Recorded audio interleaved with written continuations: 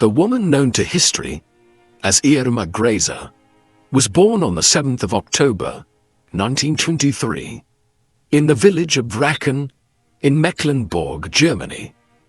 Her father was Alfred Grese, the overseer of a local estate and a supervisor of the estate's dairy.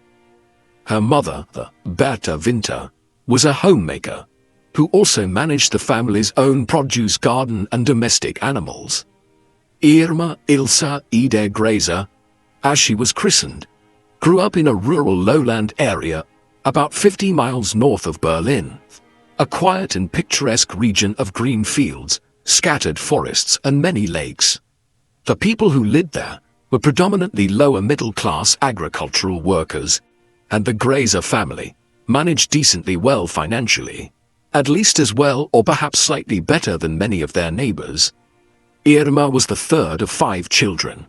She had an older sister, Lieschen, an older brother, Alfred, and 2 younger siblings, her sister Helena and a baby brother Otto. Few details are known about Irma Grese's early childhood, but it appears to have been fairly unremarkable. She played with her brothers and sisters, helped her mother with domestic chores, and attended the local elementary school. Irma was reportedly a shy, sensitive and anxious child, who always ran away from any conflicts with other children. Or so her sister Helena said of her, many years later. In March of 1933, when Irma was 9 years old, her elementary school underwent significant changes in its curriculum. Just as every other school in Germany did, following the rise to power of Hitler and the Nazi Party, just 2 months prior. The principles and ideals of National Socialism, Aryan purity and race pollution were now benchmark educational standards. Historians and witnesses have differed over the Grese family's stance on the Nazi Party. Some accounts describe Alfred Grese as a stern, conservative, and devoutly church-going man who disliked Nazi politics. Others describe him as an opportunistic supporter of Hitler, one who perhaps did not care so much which party was in power, as long as they brought back some of the German pride and prosperity previous generations had known under the Kaiser. It is true that Alfred Grese did not join the Nazi Party until 1937. So perhaps this latter supposition is accurate. Grese did, however, become a local group leader for the Nazi Party in Brachen after he joined the organization. Alfred and Bertha Grese had a difficult marriage that ultimately ended in tragedy. The family made decent money compared to others in their community, but with 5 children to clothe and feed, they must have found it challenging. Some accounts describe Alfred as an excessively heavy drinker and a hard disciplinarian who often employed physical punishment with his children. Oral accounts from the Grese family's old neighbors and acquaintances, however, claim this is not true. Alfred regularly frequented his local pub, but they insist he was quite friendly and jolly, and not a problematic or abusive drinker. What is known for certain is that in December of 1935, Bertha learned that Alfred had been having an affair with the daughter of a local pub owner. Bertha enlisted her children to help her clean the house from top to bottom. When everything was clean and neat, she sent her children out to fetch their father from the pub. While they were gone, she tried to take her own life by drinking hydrochloric acid, a commonly used cleaning product. When the family arrived home and found Bertha unconscious on her bed, they rushed her to the hospital. Bertha Grese lived for a few weeks before dying in hospital in January 1936. Irma was 12 years old when her mother died, and few if any details are known about how the family coped in the few years after Bertha's death. Oral accounts from old neighbors claim that Irma became quieter, more withdrawn, and tended to isolate herself from others. While other children were building friendships and experiencing their first romances, Irma reportedly could often be found sitting alone on a hillside, whistling softly to herself. Both Irma and her sister Helena soon conceived a desire to join the League of German Girls, the young women's branch of the Hitler Youth. Apparently the Nazi indoctrination that the two sisters had been receiving at school for the past 5 years had had an effect. The League of German Girls was an organization designed to train young women to be party comrades, whether that meant marriage and prolific motherhood, training as a nurse, or defending the homeland as a member of one of the women's auxiliary branches of the SS. One historian has suggested that perhaps the League of German Girls and the Nazi Party offered a number of prospects beyond simple ideology that Irma and other young women like her may have found attractive.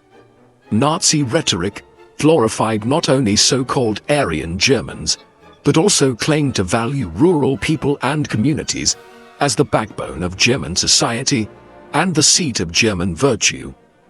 The League of German Girls offered isolated, frustrated, or angry young women the means to find identity, affirmation, and camaraderie.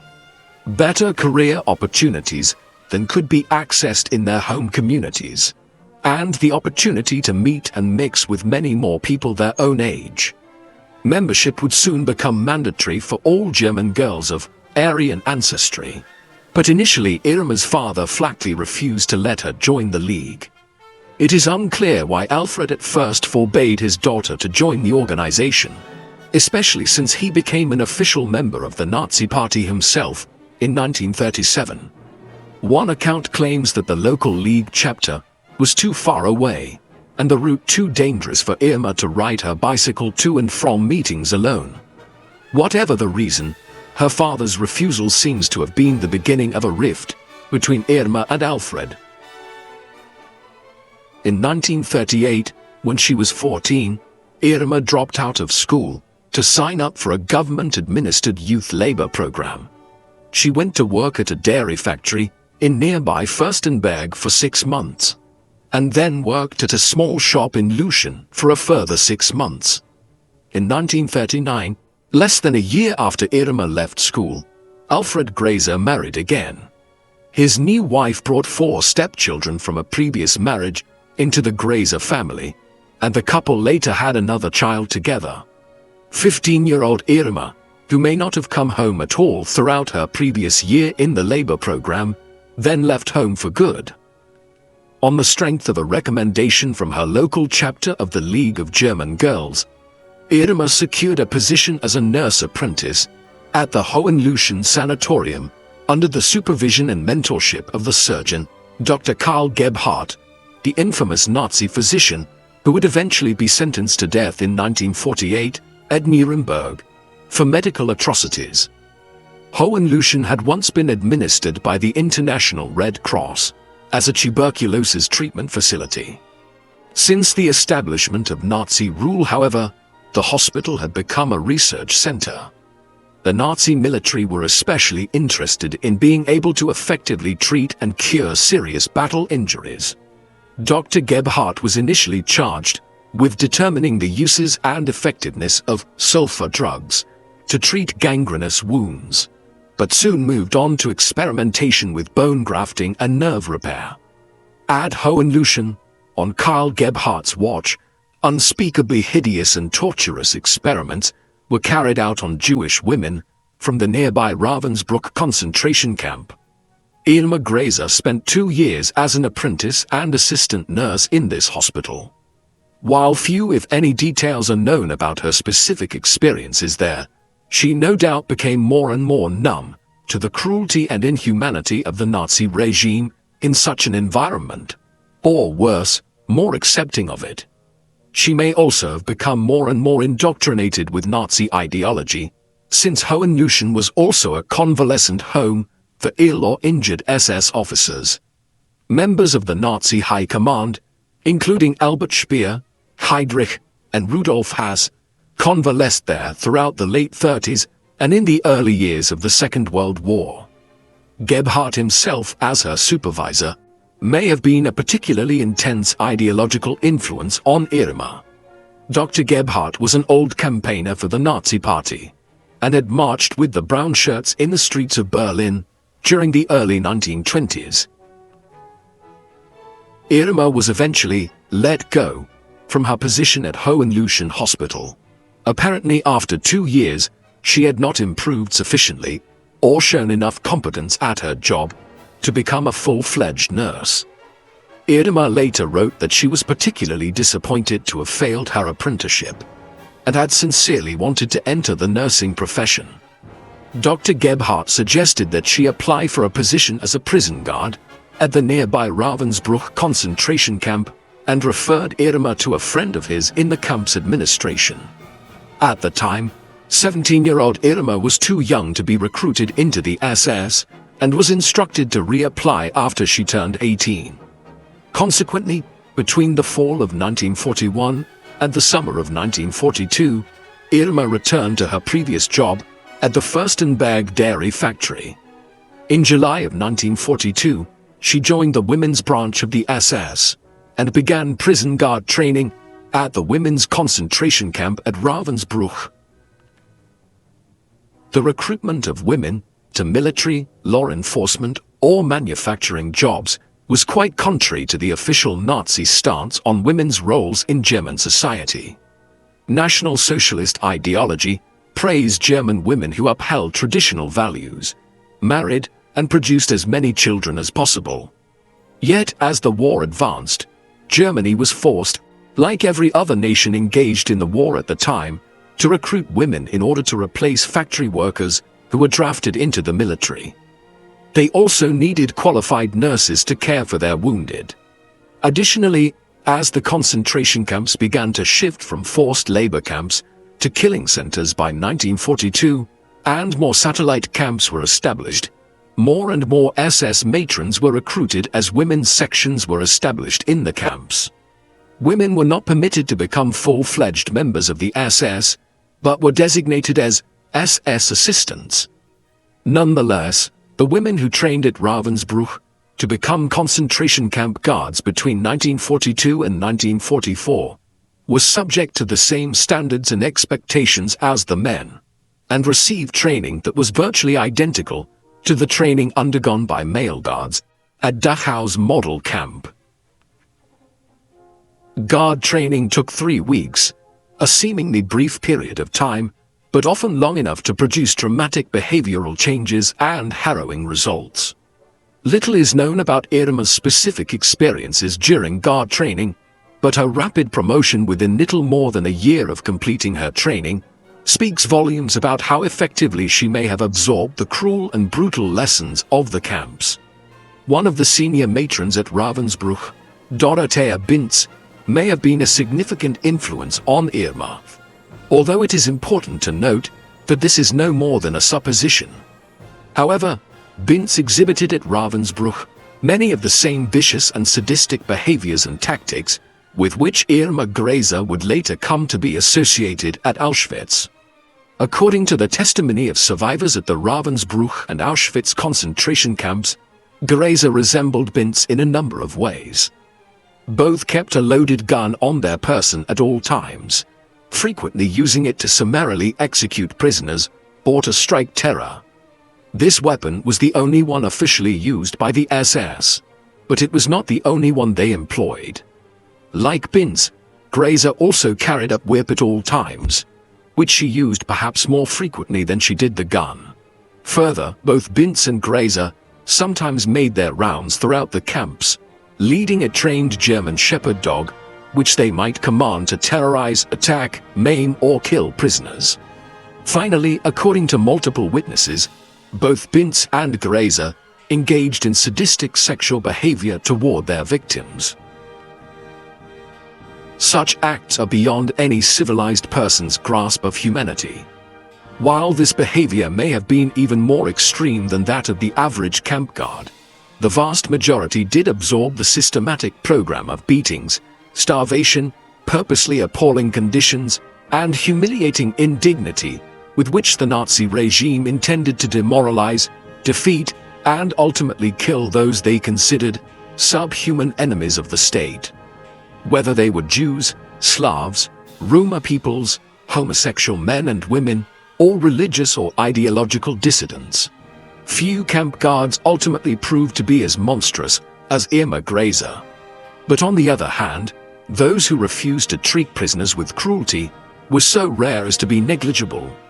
Most guards adapted to seeing prisoners abused without flinching during training, and most would willingly and even viciously beat prisoners when being watched by other guards. SS camp training sought to cultivate above all a hardness or toughness in its guards. Hitler himself spoke of the need to strip away all weakness and tenderness from Germany's youth, to make them violently active, dominating, brutal, and indifferent to pain. "I want to see in their eyes," Hitler wrote once, "the gleam of pride and independence of the beast of prey." SS camp guards were trained to watch prisoners constantly for any signs of individual or organized sabotage. Morning and evening prisoner roll calls were used to model expected guard behavior and were a major component of training. These sessions could sometimes last for hours, with prisoners standing silently in lines in the baking sun or the numbing frost for inspection, and receiving demeaning, cruel, and sometimes even fatal punishments for any perceived infraction, however minor or even non-existent. Guards in training watched their superiors beat and sometimes kill prisoners for supposedly breaking camp rules or for not working hard enough. Finally, guards in training were instructed never to pursue any personal or human contact with prisoners. Even a casual conversation was strictly forbidden and completely taboo. The beginners usually appeared frightened upon first contact with the camp. One survivor of Ravensbrück recalled, "It took some time to attain the level of cruelty and debauchery of their seniors. Some of us made a rather grim little game of measuring the time it took for a new Aufseherin to win her stripes. One little Aufseherin, 20 years old, was at first so ignorant of proper camp manners that she said 'excuse me' when walking in front of a prisoner. She needed exactly 4 days to adopt the requisite manner, although it was totally new for her." Magda Hellinger, a survivor of Auschwitz, was the prisoner functionary of Camp C, assigned to assist Irma Grese when she first arrived at the women's camp there.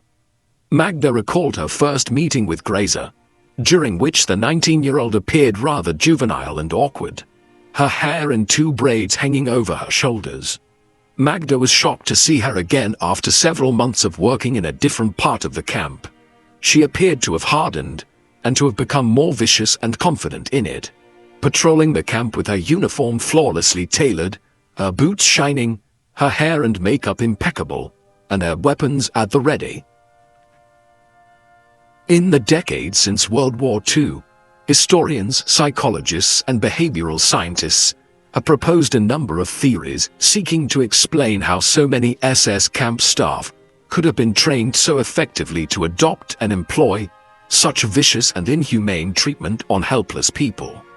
Indoctrination is a fairly familiar process to such professionals, but some are quick to point out that particular groups of people can be more easily indoctrinated than others, and such groups seem to have been primarily targeted for recruitment to the Camp Guard division of the SS. A sizable proportion of the nearly 30,000 SS men and women who became Nazi concentration camp guards were working class, minimally educated young people between 18 and 26 years of age.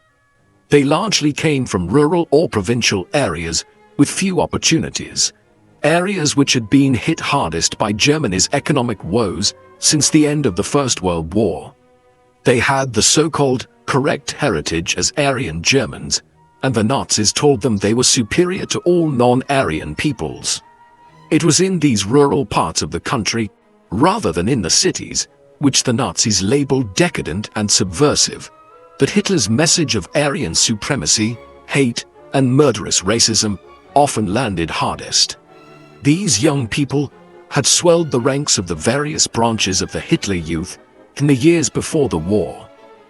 Irma Grese fits this description remarkably well. An angry, isolated, and bitter nobody from nowhere, she had failed her nursing training, and her future as likely no more than a menial laborer stretched predictably before her. The sudden elevation of such people to relatively prestigious government positions, with the power of life and death over those they blamed for all the country's troubles, resulted in some of the worst documented crimes of violence and murder in human history. It is important to remember also that virtually all female SS camp guards were not drafted, as women in the war auxiliaries were, but actually volunteered for service in the camps. A government advertisement seeking the recruitment of SS camp guards appeared in newspapers in 1938. "You only have to watch over prisoners," the ad read. The advertisement also promised that a food allotment, a well-furnished official residence, and an official uniform would be provided along with an employee's salary, which would increase on a schedule. Once she finished her guard training, Irma was employed as an SS Aufseherin, or matron, for nearly 7 months at Ravensbrück, where she promptly passed her probation and reportedly impressed and even surpassed her superiors with her easy adjustment to the camp's vicious and violent regime. In February of 1943, Irma went home to Vreken for a visit.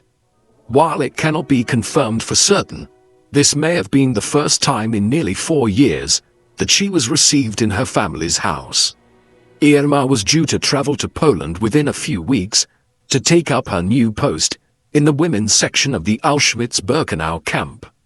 According to accounts from 3 Grese family members, including Irma herself, this meeting initially went well. Alfred and Irma behaved amicably with each other, despite their previous clashes, and he apparently seemed proud of her for the position she had secured, as well as impressed with her smart uniform and above-average compensation package. The household calm did not last long. Allegedly, just a few days after Irma arrived, one of her younger stepsisters went crying to Alfred that Irma had torn the head and limbs off one of her dolls. This reportedly led to a confrontation between Alfred and Irma, which dissolved what goodwill still remained between them. It is unclear whether Alfred fully understood just what his daughter's job as a prison guard entailed, or if that played any role in his rejection of her. According to Helena Grese, Irma had been immediately angry and insolent with her father when he confronted her. Helena claimed Alfred was also upset about Irma's involvement with the SS and the prison camps.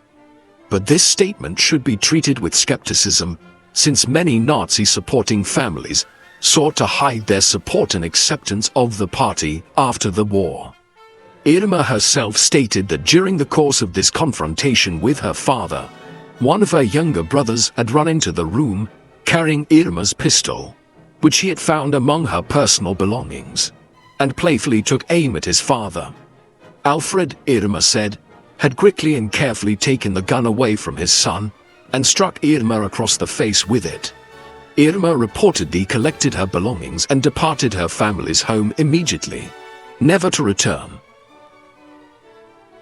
In the March of 1943, 19-year-old Irma traveled to Poland to take up her new post in the women's section of the Auschwitz-Birkenau concentration camp. There were more than 30,000 women imprisoned there, and Irma spent the next 2 years oppressing, terrifying, torturing and murdering untold thousands of them. Within 7 months, she was promoted to senior matron, a position in which she began regularly selecting victims for the gas chambers, often in partnership with chief matron Maria Mandel or with Dr. Yusuf Mengele, whose grisly medical atrocities had earned him the reputation among camp inmates as the White Angel of Death. Irma herself earned the nickname the Hyena of Auschwitz during her tenure at the infamous camp. The roll calls, parades and inspections Irma Grese carried out provided opportunities for making sport. One example of the grim and hideous vocabulary that evolved among Nazi camp guards. Making sport referred to the regular practice of targeting and punishing prisoners for any real or imagined infraction, sometimes fatally, with the level of severity often depending upon the disposition and mood of the guard. Numerous camp survivors testified that Grese was particularly vicious at Sportmachen, furiously whipping, caning, or kicking with her jackboots those attempting to avoid her. or to shield others such as children from her during roll call or parade. The enforced exposure of prisoners to filthy and inhumane living conditions contrasted sharply with the impossible expectations the guards imposed on prisoners to keep their barracks clean and neat. Setting such impossible tasks was part of the systematic regime of abuse and demoralization. Surviving prisoners of Bergen-Belsen record Irma Grese squealing in exaggerated horror over the smallest spot or smudge during inspections of prisoner barracks, and the humiliating punishment or denial of food rations that might follow. While many guards were known to treat prisoners in such ways in the presence of other guards or prisoner functionaries, there were few who did so more arbitrarily or with less obvious pleasure than Irma Grese. On account of her particular viciousness, historians have often compared her to Amon Gurt, the infamous and murderous commandant of the Płaszów labor camp in Poland. A former inmate of Auschwitz testified that she had once seen Irma riding by one of the barracks on a bicycle and yelling at a Hungarian woman who happened to be standing out front to get back inside. Reportedly, without waiting to see whether or not her order would be obeyed, Grese drew her pistol and shot the woman dead before riding away as if nothing at all had happened. She could also be highly manipulative, purposely luring prisoners into situations for which she could justify inflicting punishment. One female inmate testified that Grese had once purposely started a rumor that potato peels were regularly dumped outside the door of the camp kitchen. When the inmate and her sister, both of them starving, finally mustered the courage to look for the food scraps under the cover of darkness, Irma was lying in wait for them, not far from where she had carefully planted the potato peels. The inmate testified that Irma sprang at them out of the darkness and knocked the two sisters' heads together so hard and so violently that the inmate said she felt dizzy and nauseated for days afterwards. It should come as no surprise that by age 20, Grese had attained the second highest rank any SS woman could achieve, and for her noted and well-established reputation for the degradation and murder of countless so-called Untermenschen, or subhumans, she was awarded a medal for meritorious war service to the Reich. Historians, psychologists, and behavioral scientists have for years wondered to what extent the camp system itself could be blamed for Irma Grese's unspeakable crimes. There is no doubt that the Nazis sought to mold the SS guards into murderers, especially after 1942.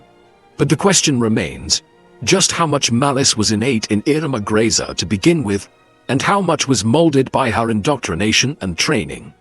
Considering the particular savagery and horrifying frequency of her crimes against camp inmates, and the obvious lack of any compassion or guilt for these actions, it is understandable that most Holocaust survivors who remembered Grese or experienced her cruelty cared very little, if at all, about why she did what she did.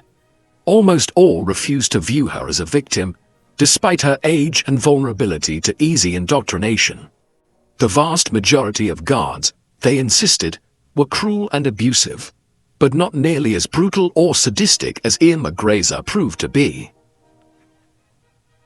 Although the exact number of her victims will probably never be known, some have estimated that the number may be as much or more than 18,000. Some historians have speculated that Grese may be among the most prolific female murderers of the entire 20th century. All this being said, some scholars still consider the question of how she became the sadistic individual that she did to be important. Not to vindicate or excuse Grese's crimes, which of course nothing ever could, but to comprehend. Some continue to insist that it is important to understand how an environment that molds people into mass killers might be cultivated, if only to prevent such systems from ever again being created. According to one chain of analysis, the nourishing of violent tendencies was partly made possible by a carefully cultivated SS culture of rough camaraderie, which punished so-called weakness, rewarded aggression, and incentivized internal corruption, exploitation, and theft. Guards in training were conditioned to view quote-unquote weakness in any one guard as a weakness for all, and trainees were roughly exhorted by senior guards to abuse prisoners, as well as praised for it. It is worth noting that some guards could be brutally punished themselves for taking it too easy on prisoners.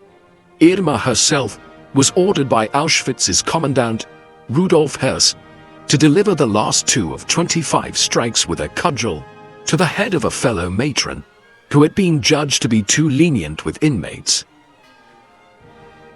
Despite the seemingly ironclad rules governing all aspects of life in Nazi concentration camps, in reality, rules were broken all the time. In fact, the systemic program that the camps sought to produce could not function without the encouragement of all kinds of behavior on the part of the guards that would be unthinkable and horrifying in virtually any other professional or official environment.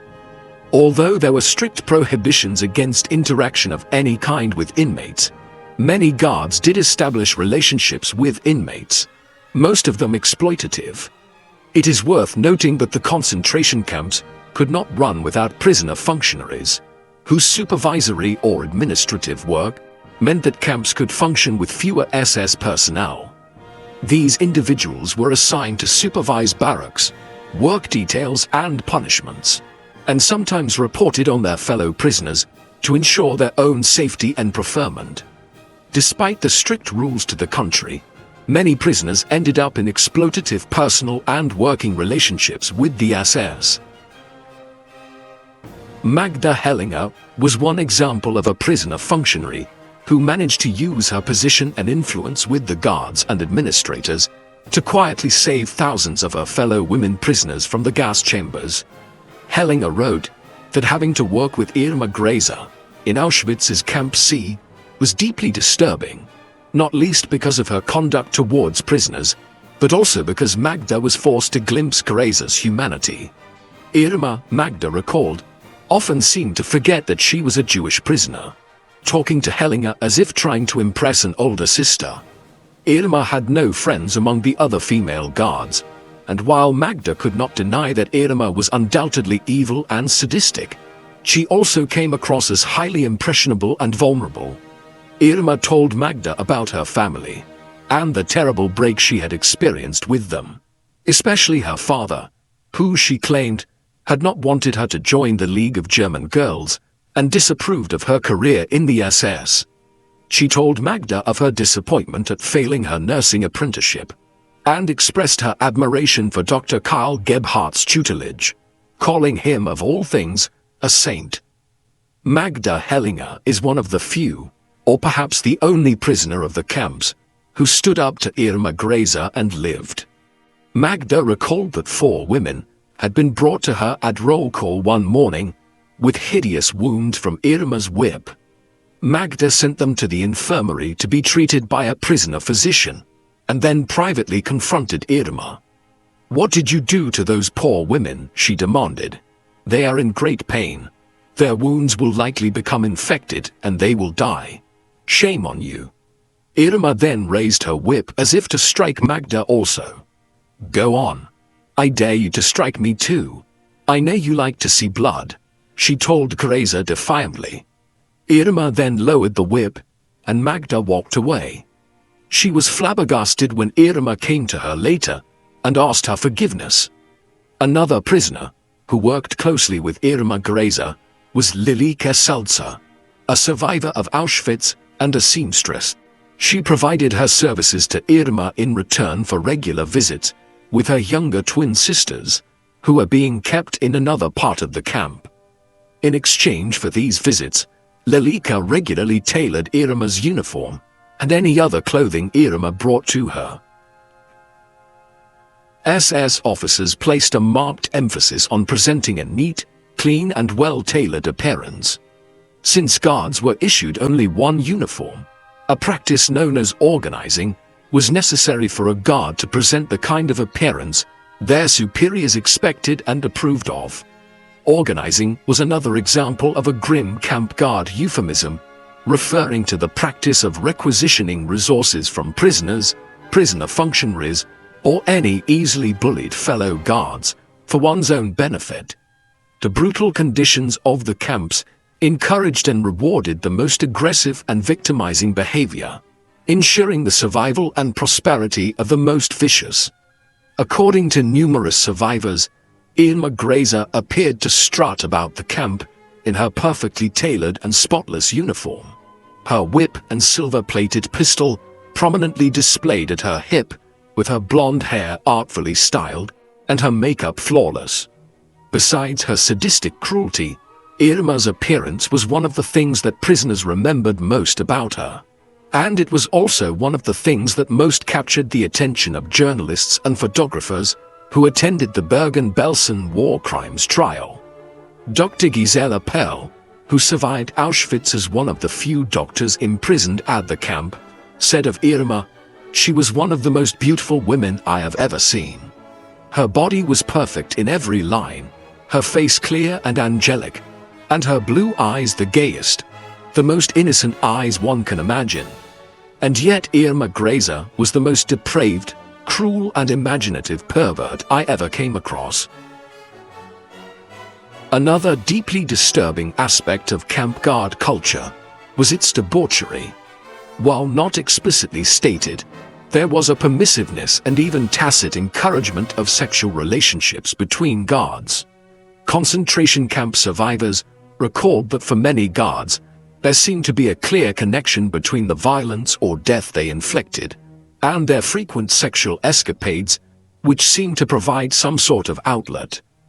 Guards would engage in the most horrific treatment of prisoners day in and day out, and then retire to staff parties and banquets, which invariably turned into alcohol-soaked affairs, after which not everyone would recall whom they'd gone to bed with. Irma Grese is believed to have had affairs with Auschwitz's commandant, Rudolf Höss, as well as with Dr. Yusuf Mengele, although Grese's relationship with Mengele reportedly ended abruptly when he discovered that she conducted sexual relationships with women as well as men. In terms of Irma Grese's conduct as a concentration camp guard, the connection between sex and death was particularly pronounced. Multiple Holocaust survivors testified that they witnessed Grese sexually assault and torture numerous women under her charge.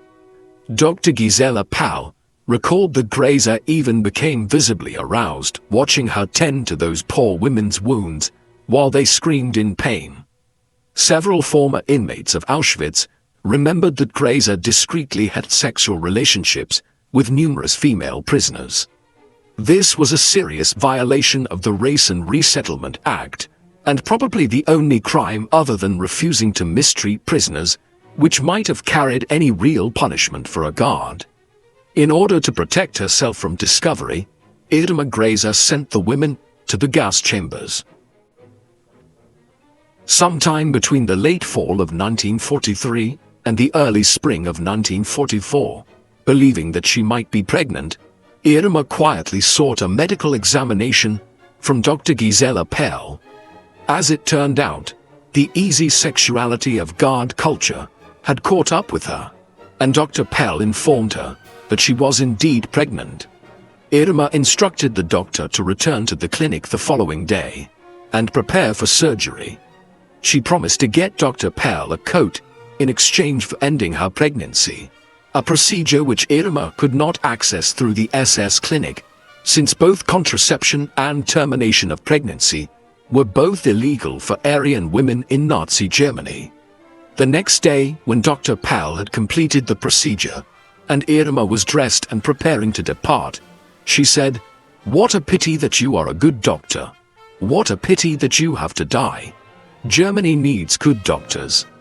Irma then threatened Dr. Pell, promising she would kill her if she told anyone about the operation. Irma never delivered the coat she had promised. Perhaps as alarming to Irma as her pregnancy was the suspicion that she might have contracted syphilis, which was rife among the guards at Auschwitz by 1944. The records of the SS medical clinic at the camp show that Irma was tested for syphilis in late January of 1944, and her diagnosis came back negative. Witness accounts and documentary evidence give contradictory details about Irma Grese's movements and whereabouts between January and April of 1945. At her trial, she claimed that she was transferred from Auschwitz back to Ravensbrück in January, before being sent to Bergen-Belsen camp in March, but no records remain of her initial transfer. Accounts from the Grese family's old neighbors in Wrecken stated that Irma had accompanied thousands of Ravensbrück prisoners on a forced march west in April 1945. As the Russian Allied forces advanced into Poland and began to encroach from the east, Nazi concentration camps began to evacuate as many prisoners and staff as possible to camps further west. According to Wrecken residents, Irma encountered her family quite by chance during this march, who were also fleeing the advancing Soviet army.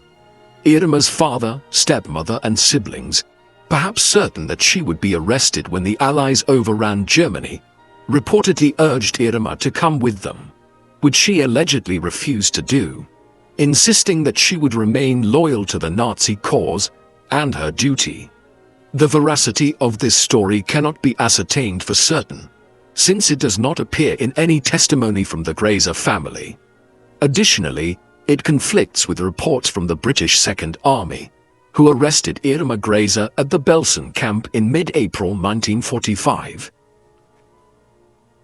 Despite the fact that she was dubbed the beautiful beast by reporters and journalists who observed and wrote about her trial, Irma actually spent less than a month at the prison before the arrival of the British Army and Camp Commandant Josef Kramer's surrender.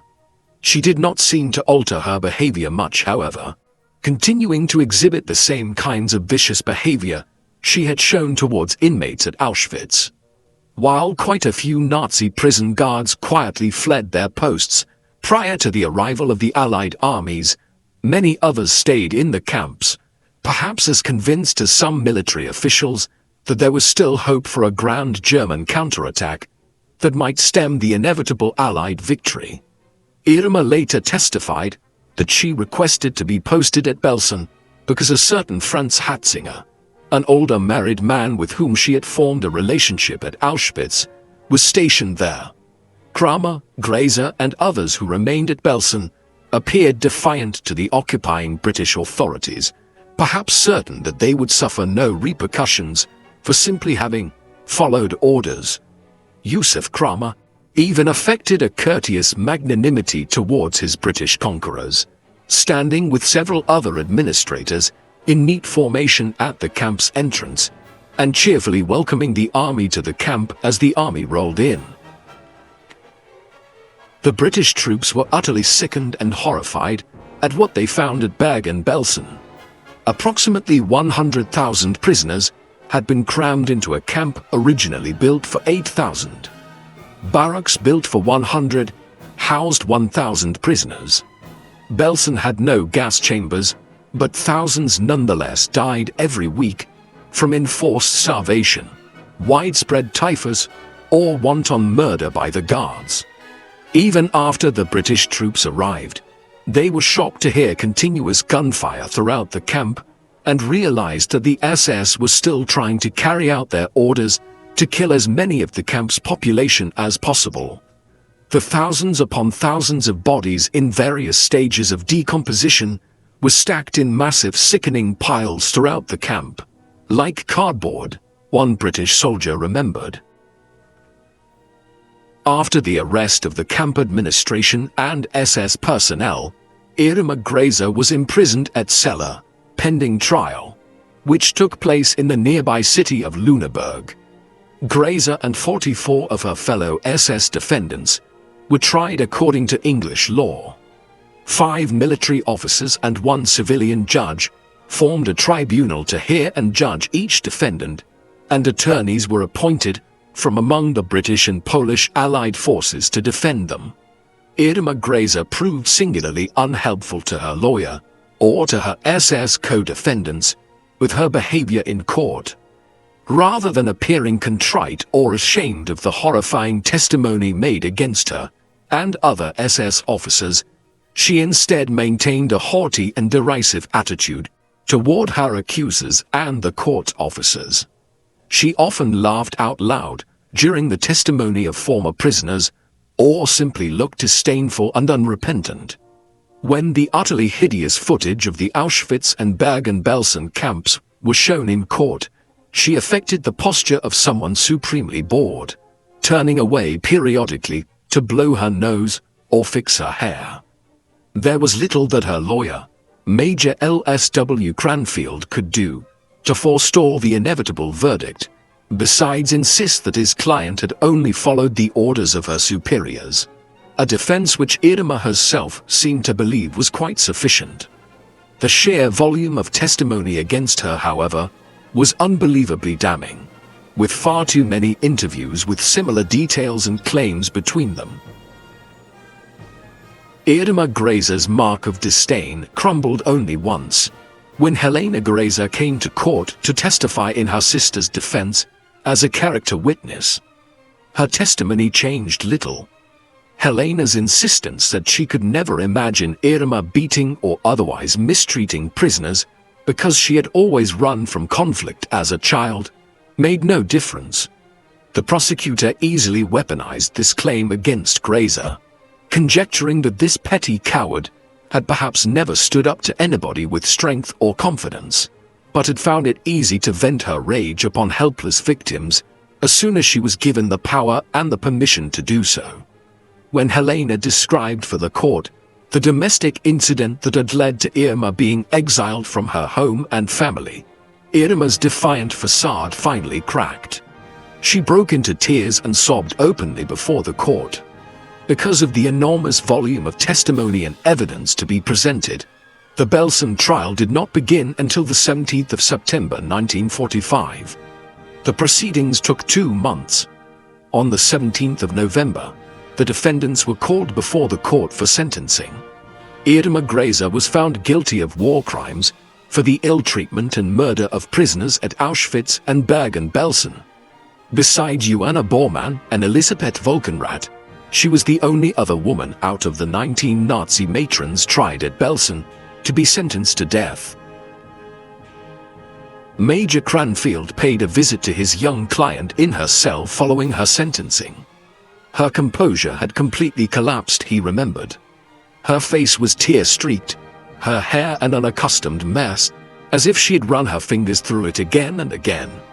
He quietly informed her that she would be transferred to Hamelin prison to await her execution. Over the next few weeks, Irma wrote several letters to members of her family to say her goodbyes. She sent her love and urged them to remember her as they had last seen her. She exhorted them to hold their heads up and be proud Germans, even in the worst of trouble. "I am loyal to my fatherland to the death," she wrote. On the night before their execution, Elisabeth Volkenrath, Joanna Bormann, and Irma Grese stayed up late, the three of them defiantly singing Nazi songs together in their respective cells until well into the night. The next morning, Volkenrath was the first Belsen defendant to be executed, just after 9:30 a.m. At 10 a.m., Irma was brought into the prison courtyard, where Britain's official executioner, Albert Pierpoint, stood waiting at the scaffold.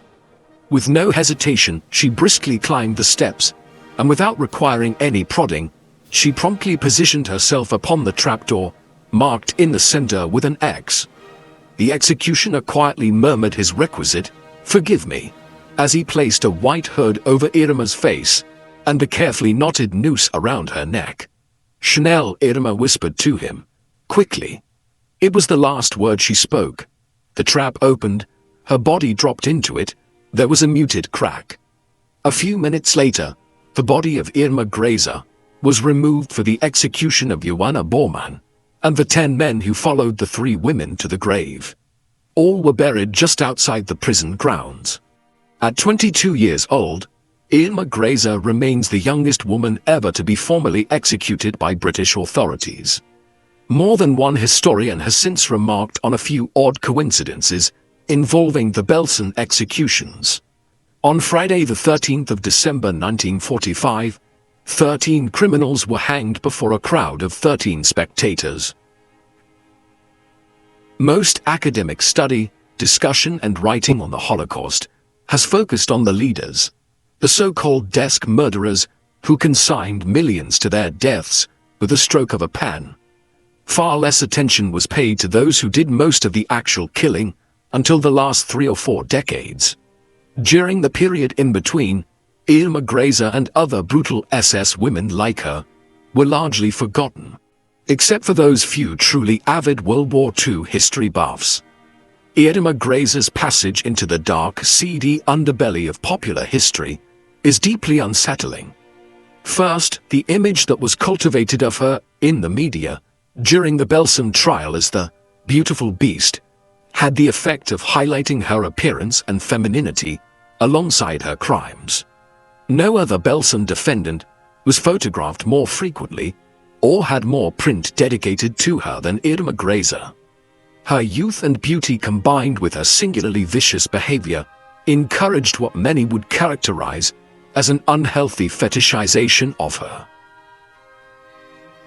Another factor which makes Irma Grese problematic as a historical figure lies in the fact that the brutality and murder she committed contrasts sharply with the stereotypical notions of femininity, which often characterizes women as inherently less aggressive than men. 20th and 21st century scholars, beginning with Simone de Beauvoir's The Second Sex, published in 1949, have asserted that the gendered characteristics unrelated to physiology are entirely socially constructed, and are a function of where, when, and under what conditions people live and learn. Historians point out that the genocide in Nazi Germany was a function of the aggressive and nationalist culture of hyper-militarized hegemonic masculinity, one which would seem to automatically exclude women as oppressors. Yet women like Maria Mandel, Ilse Koch, Dorothea Bintz, and of course Irma Grese committed atrocities every bit as terrible, and in many cases more so, than their male counterparts. Anyone who subscribed to traditional feminine ideals would be inspired to view them as deviants and aberrations. It is true, women were rare in the SS, and guards as sadistic as Irma Grese were even more rare.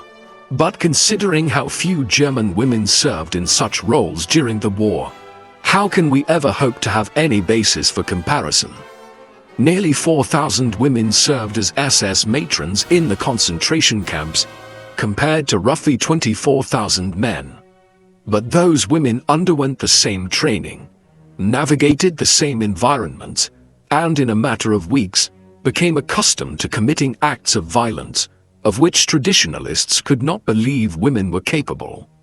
Historians like Christopher Browning and Hannah Arendt posited that one of the darkest truths about World War II was that the Nazis who carried out those terrible crimes were, quote, ordinary men to begin with.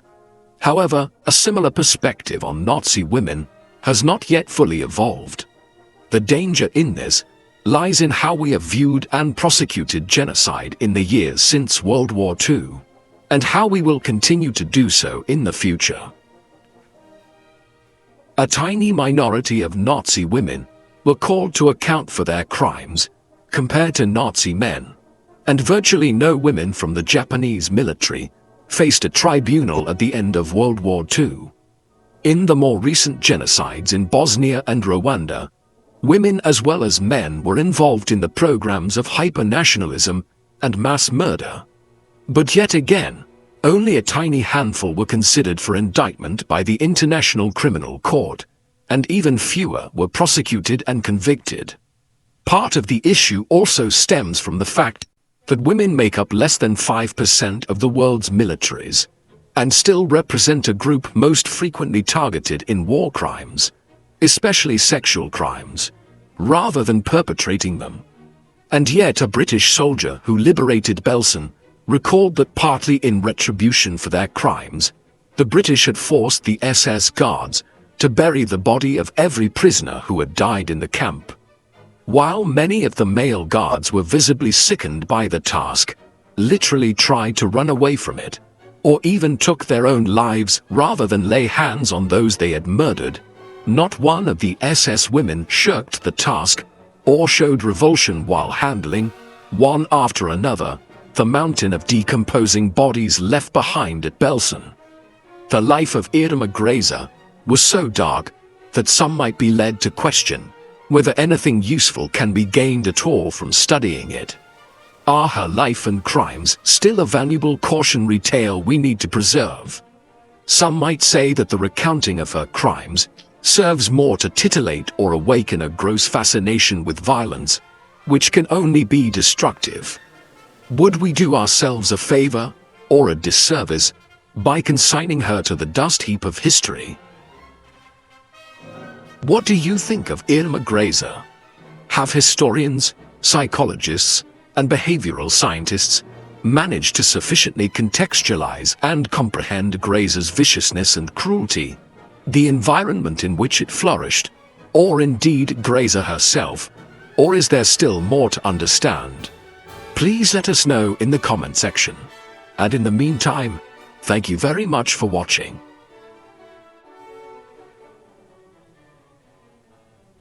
Thank you for watching People Profiles documentaries. Please subscribe if you haven't already, and don't forget to hit the bell icon to get notifications so you never miss an upload. If you would like to watch our videos with no adverts of any kind, listen to audio podcast versions of our videos, discuss history with other People Profiles fans, and much more, go to peopleprofiles.com and become a member for as little as $2 per month.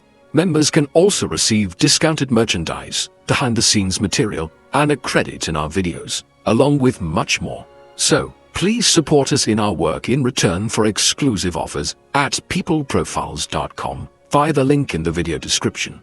Thank you very much for watching.